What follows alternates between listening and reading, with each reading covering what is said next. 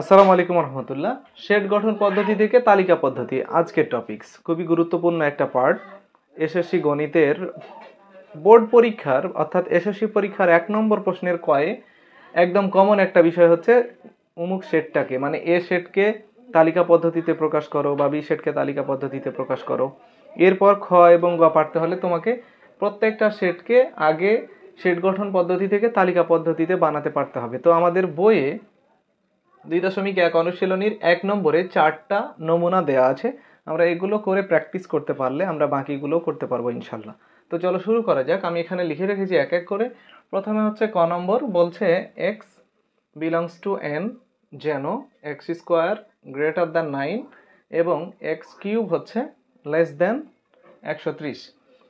এখানে x এর যে মানগুলো, এই শর্ত, 3টা শর্ত রয়েছে এখানে, এখানে একটা, এইখানে একটা এবং এইখানে একটা।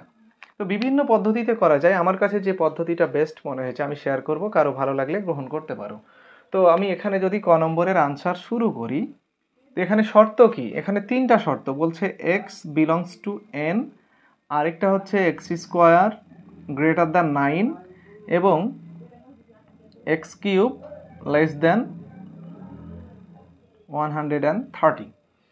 এই 3টা শর্ত মানতে পারবে যে সংখ্যাগুলো, সেগুলোই হচ্ছে আমাদের এই ক নম্বর প্রশ্নের তালিকা পদ্ধতির উপাদান।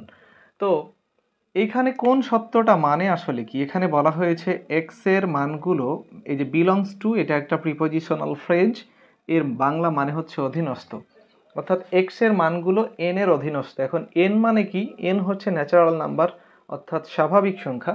স্বাভাবিক সংখ্যা কোনগুলো? যেগুলো আমরা গণনার কাজে ব্যবহার করি, অবশ্যই 1 থেকে শুরু করে 1 2 3 4 এরকম করতে করতে করতে অসংখ্য চলে যাবে। এক কথায় ধনাত্মক পূর্ণ সংখ্যাগুলোই হচ্ছে স্বাভাবিক সংখ্যা।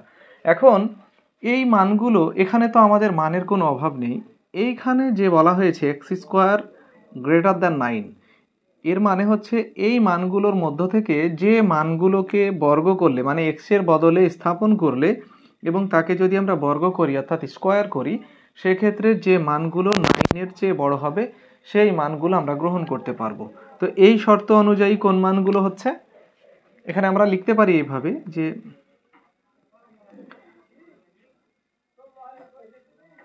এই শর্ত অনুযায়ী আমরা পাই, কি পাই? কোন সংখ্যাগুলো পাই আমরা?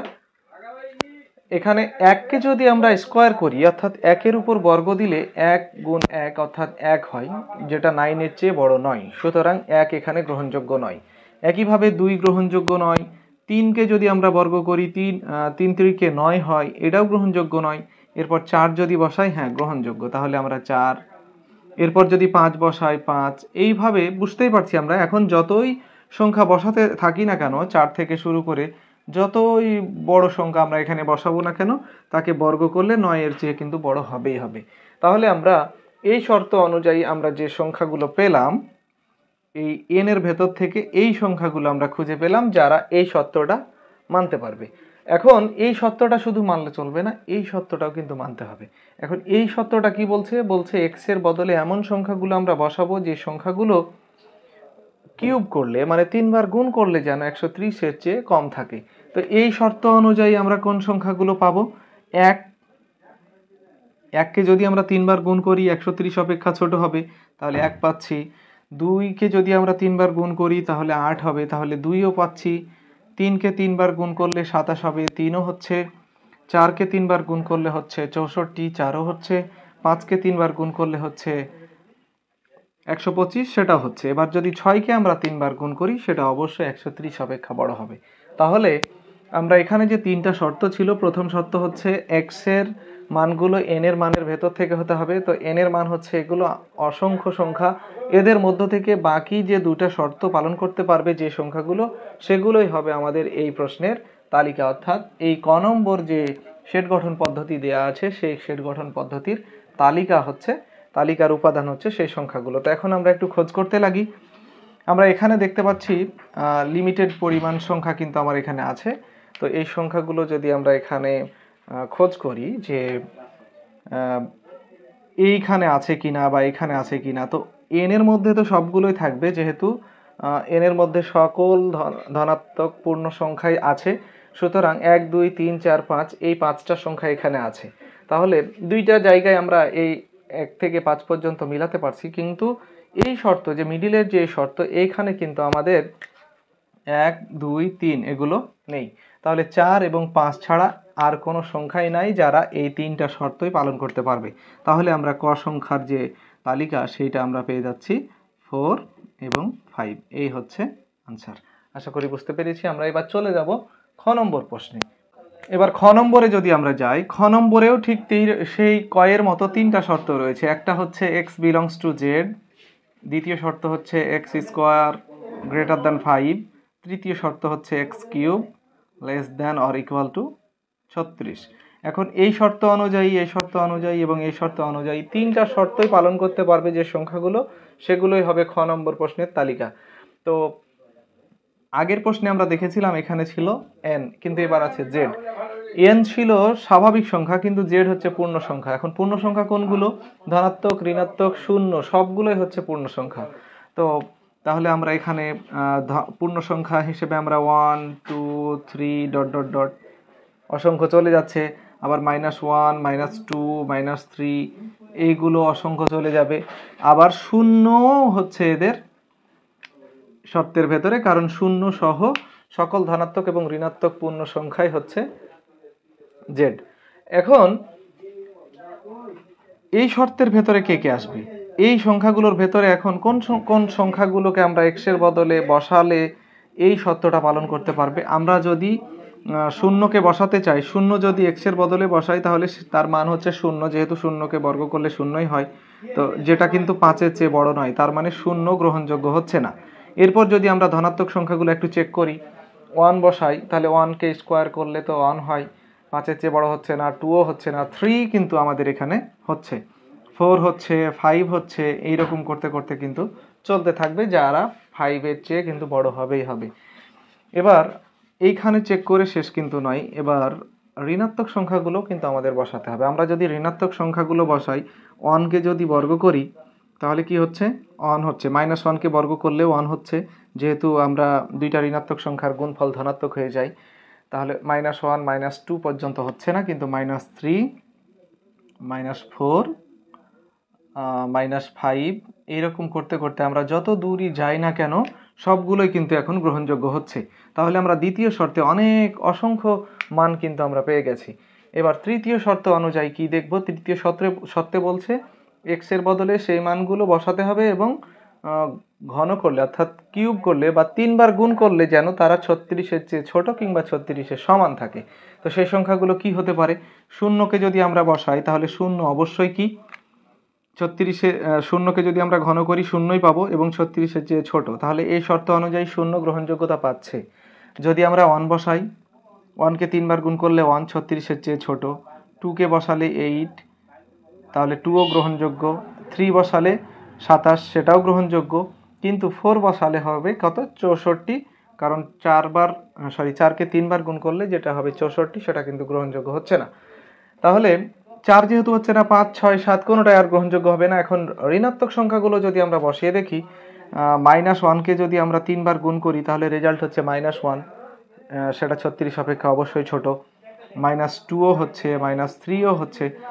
এইভাবে আমরা মাইনাস যতই বসাই না কেন 3 বার গুণ করলে সেটার রেজাল্ট যেহেতু মাইনাস হবে, অর্থাৎ 36-এর চেয়ে কিন্তু ছোটই থাকবে। তাহলে আমরা এখানেও কিন্তু অসংখ্য মান পেয়ে গেলাম। এখন আমাদের নির্ণেয় তালিকায় আসবে কে কে? আমরা যদি একটু খেয়াল করি লিমিট আছে কোথায়, এইখানের ধনাত্মক সংখ্যাগুলোর মধ্যে একটা লিমিট আছে, আর ঋণাত্মক সংখ্যার মধ্যে কিন্তু কোনো লিমিট নাই। তবে একটু শেষ আছে কোথায়? আমরা যদি ধনাত্মক সংখ্যাগুলো চেক করি তো 3 ছাড়া কিন্তু কেউ গ্রহণযোগ্য হচ্ছে না, কারণ 3 এখানেও আছে, এখানেও আছে, এখানেও আছে। তাহলে ধনাত্মকের মধ্যে আমরা শুধু পেলাম 3। এবার শূন্য এখানে আছে, গ্রহণযোগ্যতা এখানে আছে, কিন্তু দ্বিতীয় যে বর্গ করলে 5-এর চেয়ে বড় হবে এই শর্ত কিন্তু শূন্য মানতে পারে নাই, সুতরাং শূন্যবাদ। এবার ঋণাত্মক সংখ্যাগুলো যদি আমরা লক্ষ্য করি, ঋণাত্মক সংখ্যা কিন্তু এখানে আমরা খেয়াল করছি -3 থেকে শুরু করে আনলিমিটেড, এখানেও দেখতে পাচ্ছি -3 থেকে শুরু করে আনলিমিটেড, এখানেও -3 থেকে শুরু করে আনলিমিটেড।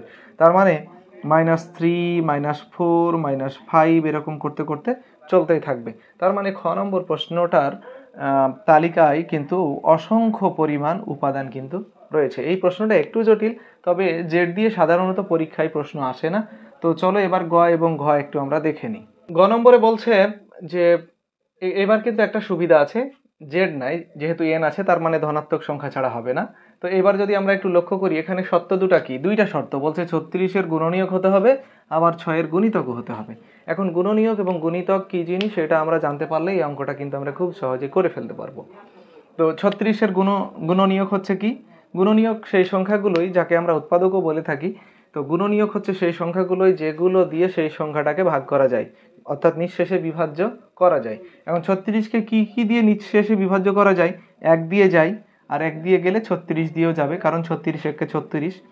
তারপর 2 দিয়ে যায়, যেহেতু জোট সংখ্যা 18 দুগুণা 36।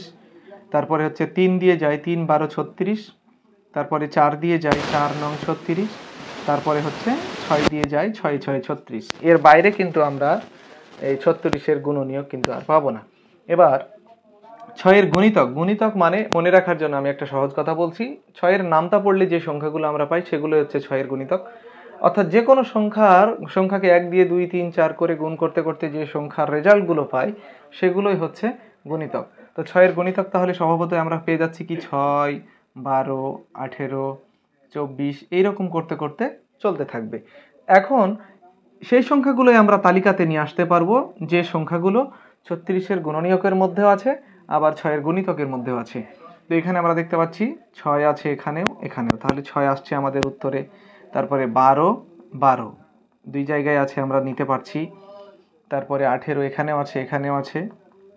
তারপরে হচ্ছে এখানে আর 36 ছাড়া নেই, সুতরাং আর বাকি চেক করার দরকার নেই। এখন 36 আমরা এখানে কি পেতাম, আমরা এখানে যদি আরেকটু এগিয়ে যেতাম 30 পেতাম, তারপরে 36 পেতাম। হ্যাঁ, এই 36 এবং এখানেও 36 যেহেতু আছে, এখানে আমরা দিয়ে দিলাম, আমাদের এই প্রশ্নের কিন্তু উত্তর হয়ে গেল। তো গ নম্বর খুব সহজ, এর চেয়ে আরো সহজ সহজ পদ্ধতিতে অনেকগুলো পরে আমরা প্র্যাকটিস করব। আপাতত আজকে বইয়ের যে প্রশ্নগুলো রয়েছে সেগুলো কমপ্লিট করব। এবার ঘ নম্বরে আমরা দেখতে পাচ্ছি কি, এখানে দেখতে পাচ্ছি একটা শর্ত, এখানে একটা শর্ত, এখানে একটা শর্ত, অনেকটা ক নম্বর প্রশ্নের মতো, তোমরা এখনই পেরে যাবে। তো এই শর্ত অনুযায়ী আমরা কি জানি, 1 2 3 ডট ডট ডট আনলিমিটেড। এই শর্ত অনুযায়ী কি কি পেতে পারি আমরা, এইখান থেকে সেই সংখ্যাগুলো এখানে চয়েস করব বা বসাবো যে সংখ্যাগুলোকে 3 বার গুণ করলে, অর্থাৎ ঘন করলে বা কিউব করলে তারা যেন 25 অপেক্ষা বড় হয়। তো 1-কে 3 বার গুণ করলে তো 1 হয়, 2-কে 8 হয়, এর আগে আমরা করেছি। 3-কে যদি আমরা 3 বার গুণ করি তাহলে 27 হয়, তাহলে আমরা এই শর্ত অনুযায়ী 3-কে নিতে পারছি। ঠিক একইভাবে 4 নিতে পারছি, 5 নিতে পারছি। যতকেই আমরা 3 দিয়ে গুণ করি না কেন, এখন এই সংখ্যাগুলো অবশ্যই 25 অপেক্ষা বড় হবে, তাহলে আমরা এখানেও কিন্তু অসংখ্য সংখ্যা পেয়ে যাচ্ছি।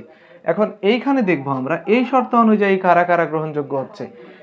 এই শর্ত কি বলছে, এক্স এর বদলে সেই সংখ্যাগুলো বসাবো যাদের 4 বার গুণ করলে, অর্থাৎ এখানে যেহেতু পাওয়ার 4 আছে, 4 বার গুণ করলে সে যেন অবশ্যই 264 অপেক্ষা ছোট থাকে।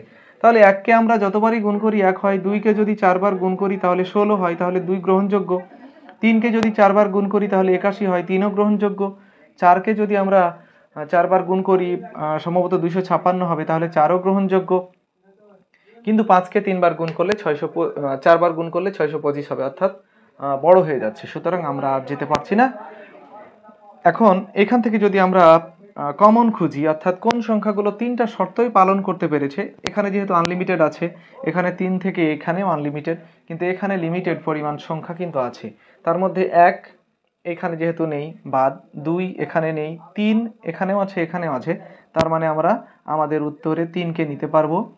4 এখানেও আছে এখানেও আছে, তাহলে আমরা 4-কেও নিতে পারবো। আর কিন্তু কোনো সংখ্যা কমন নেই যারা 3টাই শর্ত পালন করেছে, সুতরাং আমাদের ঘ নম্বরের তালিকার উপাদান হচ্ছে 3 এবং 4। তো আশা করি 1 নম্বরের 4টা প্রশ্ন তোমার কাছে বোধগম্য হবে। আজকে এ পর্যন্ত, আল্লাহ হাফেজ।